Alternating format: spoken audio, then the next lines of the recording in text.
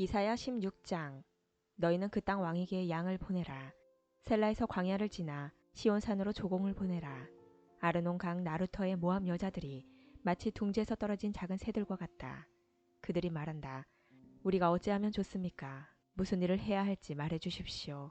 뜨거운 한낮에도 밤처럼 그늘을 드리워 주십시오. 우리가 피할 테니 숨겨 주십시오. 우리를 적군 손에 넘기지 마십시오. 모압에서 쫓겨난 우리를 당신들 땅에서 살게 해주십시오. 우리를 해치려고 하는 사람들로부터 우리를 보호해 주십시오. 폭력이 사라질 것이며 약탈이 그칠 것이고 남을 짓밟던 사람들이 땅에서 사라질 것이다. 그때 자비로운 왕자가 세워질 것이다. 다윗 집안에서 진실한 왕이 나와 그 위에 앉을 것이다.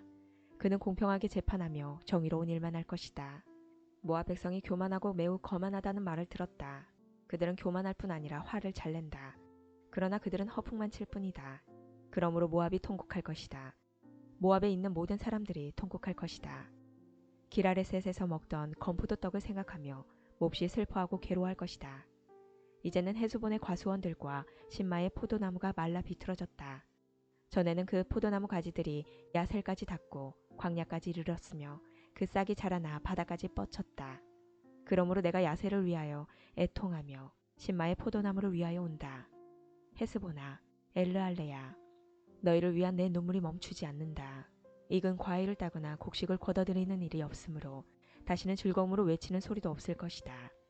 비옥한 땅에서도 기뻐하는 소리와 즐거워하는 소리가 사라질 것이고 포도밭에서도 다시는 노랫소리와 기뻐 떠드는 소리가 들리지 않을 것이며 포도주 틀에서 포도를 밟아 즙을 내는 일도 없을 것이다.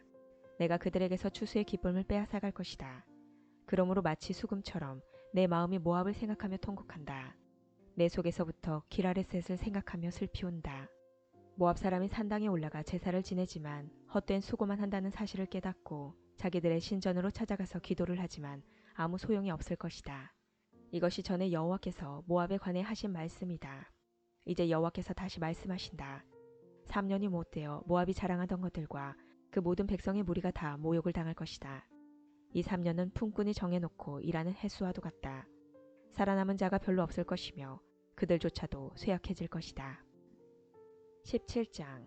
이것은 다마스커스에 관한 경고의 말씀입니다. 보아라, 다마스커스는 망하여 황폐해질 것이다. 사람들이 아로엘의 성들을 버리고 떠나 양떼의 차지가 되어 그것들이 마음대로 누워도 건드릴 사람이 없을 것이다. 에브라임의 요새들이 무너지고 다마스커스의 권세도 힘을 잃을 것이다. 아람에 살아남은 사람들이 이스라엘 자손의 영광처럼 될 것이다. 만군의 여호와의 말씀이다. 그날이 오면 야곱의 영광의 빛을 잃을 것이고 건강하던 사람이 야윌 것이다. 야곱은 추수가 끝난 르바임 골짜기의 곡식 들판처럼 버려질 것이다. 또 그들은 열매를 따고 난 올리브나무처럼 될 것이다. 올리브나무를 흔들어 그 열매를 떨어뜨릴 때 가장 높은 가지나 무성한 가지 끝에 남게 되는 4-5개의 열매처럼 소수의 사람들만 살아남게 될 것이다. 여호와 곧 이스라엘의 하나님께서 말씀하셨다. 그날이 오면 사람이 자기를 지으신 분을 바라보고 눈길을 이스라엘의 거룩하신 분에게 돌릴 것이다.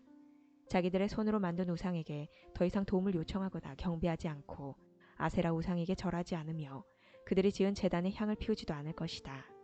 그날이 오면 굳건한 성들이 텅 비어버릴 것이며 이스라엘 백성이 쳐들어올 때 히위 사람들과 아모리 사람들이 버리고 떠난 성들처럼 황폐해질 것이다. 이는 내가 구원의 하나님이시며 피난처가 되시는 하나님을 저버렸기 때문이다. 그러므로 내가 가장 좋다는 포도나무들을 심고 심자마자 그것이 자라서 그 이튿날 아침에 꽃이 피었다 하더라도 너는 결코 그것들에게서 열매를 얻지 못할 것이다. 그것들은 오히려 너에게 크나큰 슬픔과 고통만 안겨줄 것이다.